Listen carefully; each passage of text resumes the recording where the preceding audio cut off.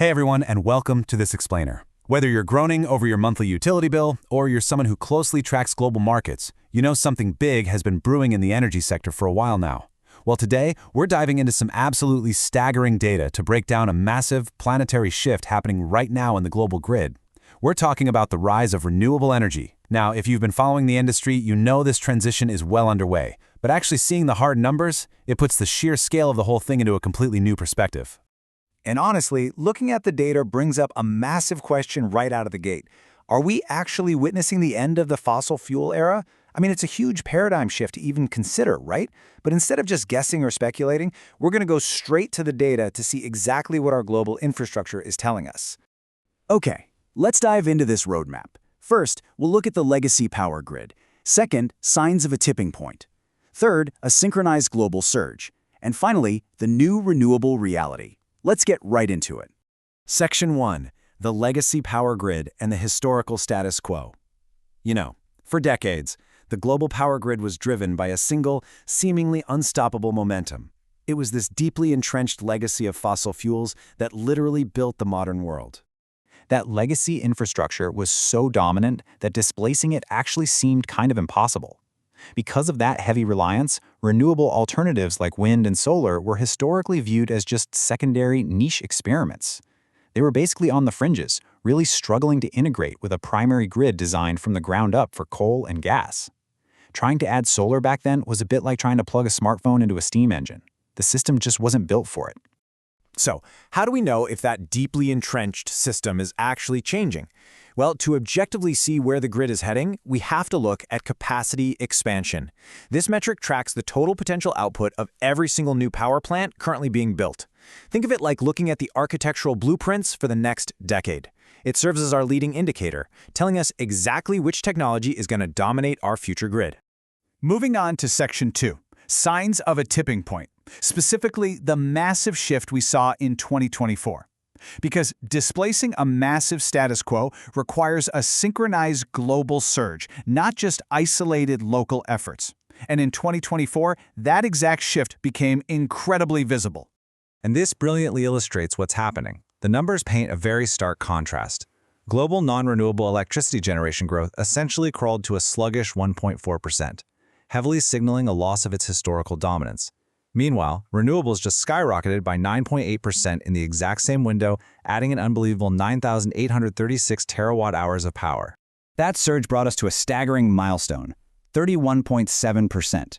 For the very first time ever, nearly a third of all electricity generated on planet Earth came from renewables. I mean, that is a colossal slice of the global pie, transitioning in a very, very short window. Which brings us to Section 3, a synchronized global surge and regional contributions to a global alliance. To really understand this tipping point, we have to look past the global total and see how diverse individual regions actually combined their efforts into a single planetary force. Let's break down the regional volume additions for 2024.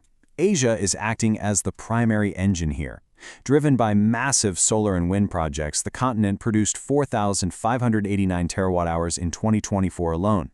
Then across the Atlantic, the Americas followed up with 2,500 terawatt-hours, seeing growth across every single generation technology. And Europe brought in over 1,700 terawatt-hours, maintaining a really steady, high-volume contribution driven by rapid solar expansion right alongside their legacy hydropower.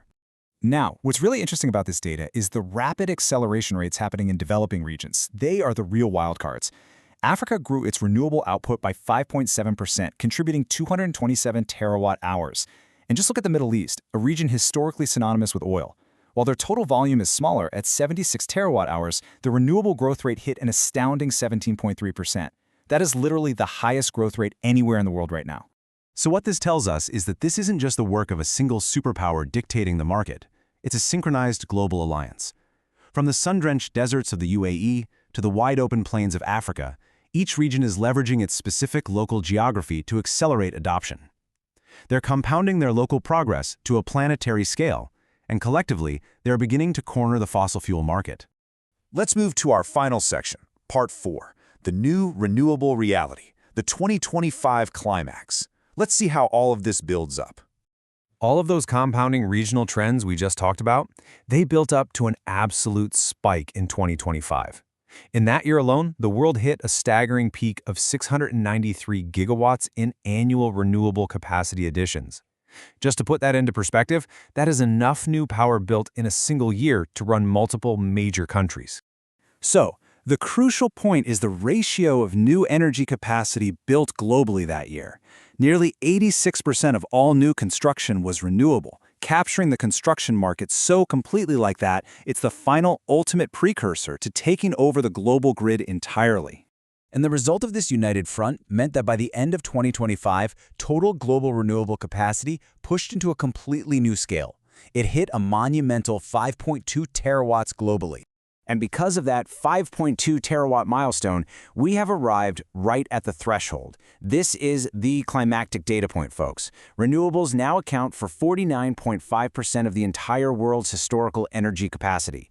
We are sitting just a fraction of a percent shy of a 50% majority. So the data is confirming a totally new reality for us. It's no longer a secondary experiment, it is the primary engine of the globe. Clean energy capacity now definitively rivals the entire century-long legacy of the fossil fuel era. To quote our source material directly, because they really hit the nail on the head with this one, the transition to a renewable majority is no longer a distant goal. It is the active trajectory of the planet. So I'll leave you with this.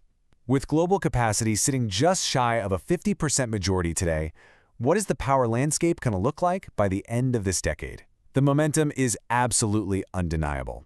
Keep looking at the data, keep asking questions, and we'll see you in the next explainer.